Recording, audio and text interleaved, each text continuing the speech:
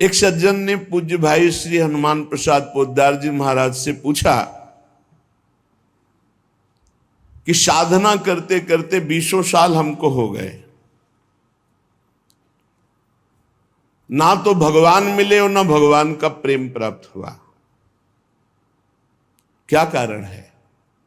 20 साल हो गए साधन करते, ना भगवान मिले और ना भगवान का विरह प्राप्त हुआ। भाई जी महाराज ने कहा इसका संपूर्ण कारण तो भगवान ही जानते हैं और आप भी जानते हैं। उत्तर दिया कि संपूर्ण कारण तो श्री भगवान जानते हैं और भगवान के ना मिलने का, प्रेम ना प्रकट होने का आप भी कारण जानते हैं। भाई जी ने पूछा ईमानदारी से बताना कि भगवान ना मिलने का आपको दुख है? भगवान के प्रेम की प्राप्ति या भगवत साक्षात्कार ना होने पर 20 साल हो गए, आपको दुख हुआ इस बात का? बोले कभी कभी थोड़ा मन उदास हो जाता है। भाई जी महाराज ने कहा कि थोड़ा थोड़ा उदास हो जाता है, लेकिन आप बताइए यदि 20 साल से आप व्यापार में बराबर घाटा प्राप्त करते रहते तो क्या आप ऐसा उत्तर देते कि थोड़ा थोड़ा कभी मन उदास हो जाता है? आपकी हालत क्या होती कि 20 साल से आप व्यापार कर रहे हो, घाटे पे घाटा होता चला जा रहा है, आपकी हालत क्या होती? बोले बेचैन हो जाता, जीना मुश्किल हो जाता। तो बोले ऐसा जीना मुश्किल हुआ आपको? 20 साल से आपको घाटा हो रहा है, भगवत प्राप्ति, भगवत प्रेम प्राप्ति नहीं हो रही और आप आनंद से जीवन व्यतीत कर रहे हैं, आपको बेचैनी है? तो उनका ईमानदारी से वैसी कोई बेचैनी नहीं। बोले तुम सच्चे व्यक्ति हो, ठीक ठीक बता दिए।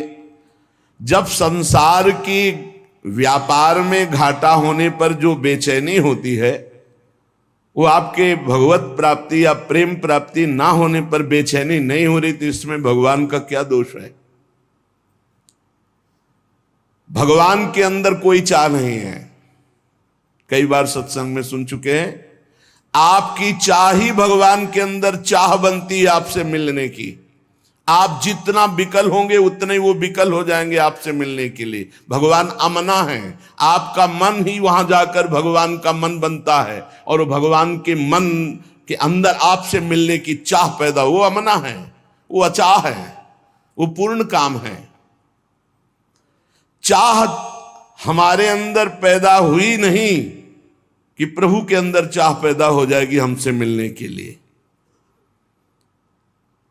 सज्जन ने कहा कि जो प्रश्न करता थे कि कई बार आपसे सुना है कि भगवत प्राप्ति बड़ी सरल है, भगवत प्राप्ति बड़ी सुलभ है, परंतु मुझे लगता है कि जिंदगी में अगर कोई कठिन काम है तो भगवत प्राप्ति है। तो भाई जी महाराज ने कहा भैया भगवान का मिलना बहुत सुलभ है।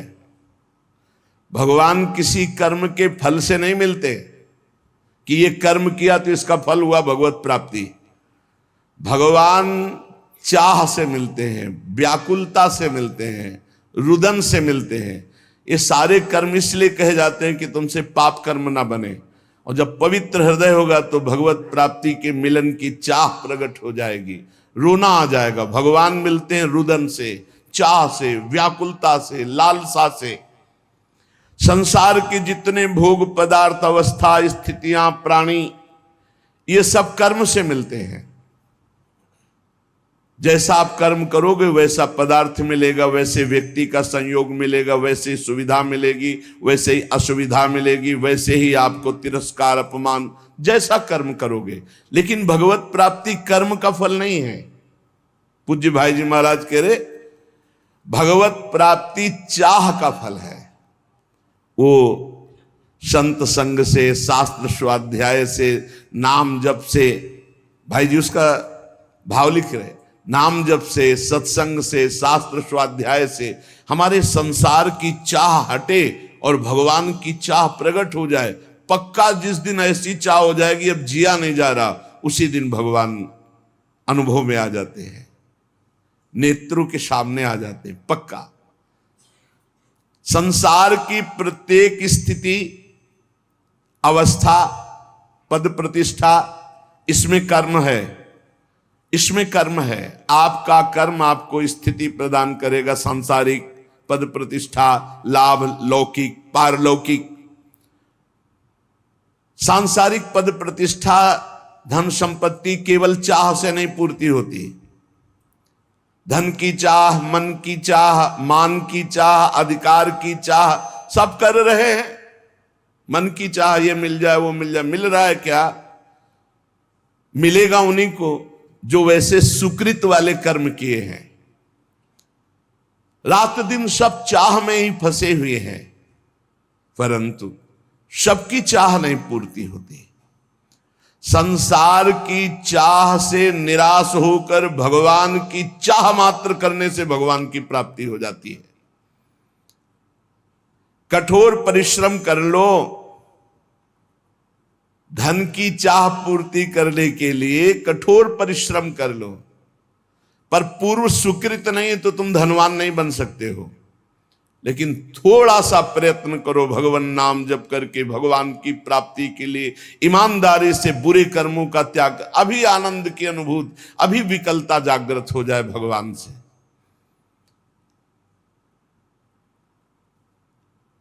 आपने जितनी धन की चाह की, कभी भगवान की ऐसी चाह की? क्या आप ऐसा मानते हैं जितना परिवार से प्यार करते हैं उतना ही किसी एक संबंध वाला भगवान से प्यार करते हो? भगवान से एक संबंध वाला, जैसे माता से, जैसे पिता से, वैसे गाढ़ प्रेम, जैसे धन की चाह, जैसे प्रियजनों का संबंध, इतना भगवान से मानते हैं। तो उनका सत्य तो यह है कि ऐसा नहीं है। तो कैसे मिल जाए भगवान तुम्हें?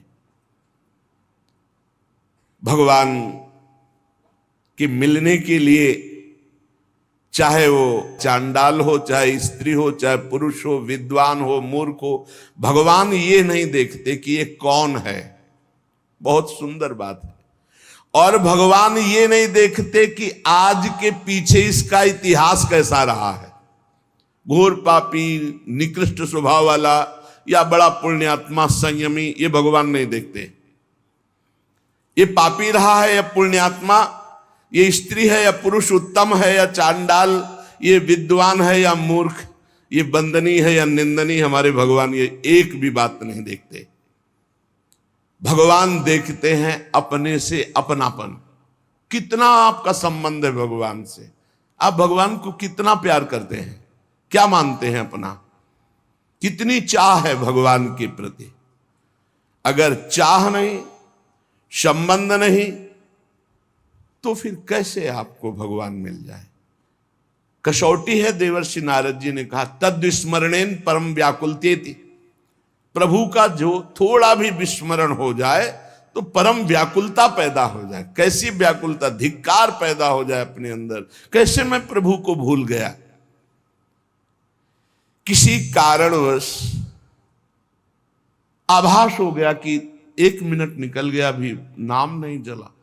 अब वो बहुत अब कौन सी ऐसी कीमती वस्तु है, कौन सा ऐसा सुख है जिसके कारण मैंने अपने प्रभु का विस्मरण कर दिया? वो बड़ा धिक्कार पैदा करता है। तद विस्मरणेन परम व्याकुल। कसौटी है। आप देखो कितनी देर आप विस्मरण बर्दाश्त कर देते हैं।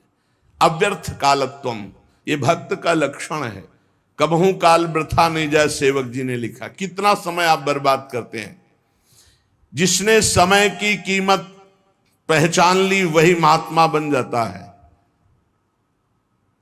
कुछ लोग तो समय काटते हैं व्यर्थ के कार्यों में, मोबाइल में गेम, संसारिक वार्ता, ताश, ये वो। अरे भाई, हमारा समय इतना कीमती, हम उसे ऐसे झूठे कार्यों में नष्ट कर रहे हैं।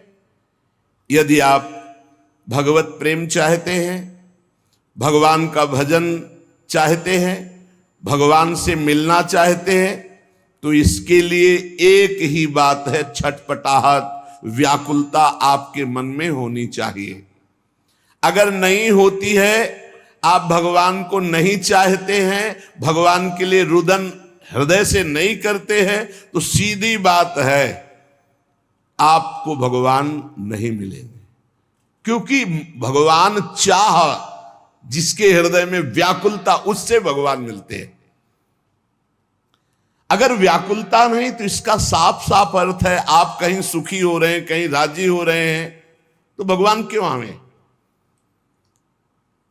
भगवान से मिलन की चाह पैदा करना है साधना।